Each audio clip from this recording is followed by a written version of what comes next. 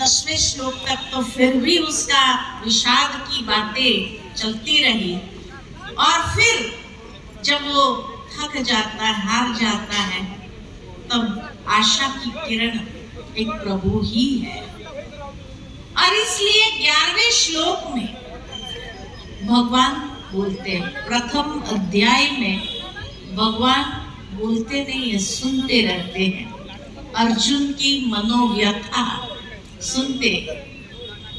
फिर 11वें श्लोक में भगवान कहते हैं, श्री कृष्ण कहते हैं कि हे अर्जुन, न तो ऐसा ही है कि मैं किसी काल में नहीं था, तू नहीं था, अथवा ये राजे लोग नहीं थे, और न ऐसा ही है कि इससे आगे हम सब नहीं रहे।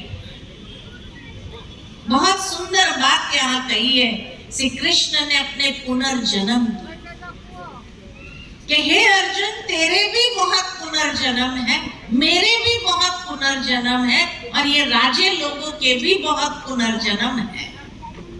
हम सब वस्त्र बदली करके मिलते रहे और आगे भी मिलते रहेंगे, क्योंकि आत्मा तो अजर अमर अविनाशी।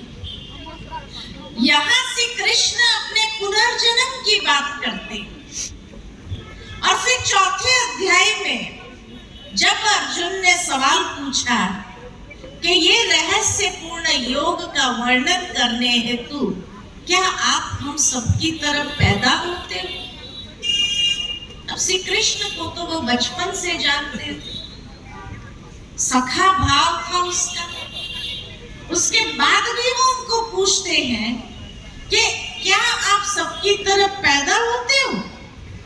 और उस समय भगवान वाच नहीं,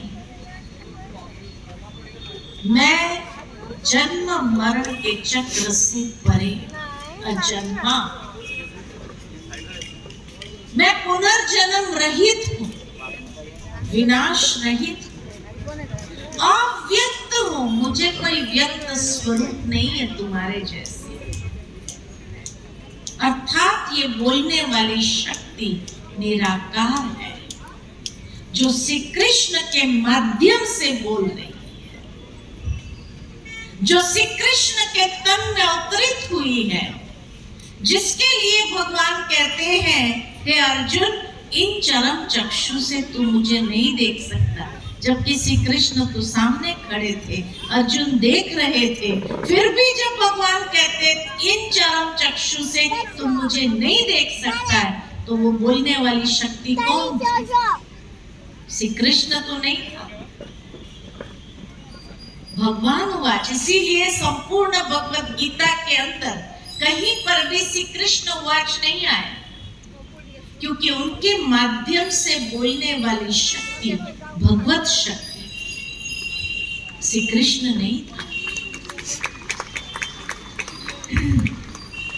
और वो भगवत शक्ति कौन थी? तो जिस तरह संसार के अंदर 4 राम मशहूर है, कौन से 4 नाम बताए गए हैं? एक राम दशरथ का बेटा, दूजा राम घटघट में लेटा, आत्मा को भी राम कहा गया है। इसलिए रामायण, रामायण जब होता है अर्थात श्री राम की जर्नी, श्री राम की journey, the journey of Ram, आत्मा राम की जर्नी। एक है दशरथ के बेटे राम की जर्नी, दूसरी है आत्मा राम की जर्नी।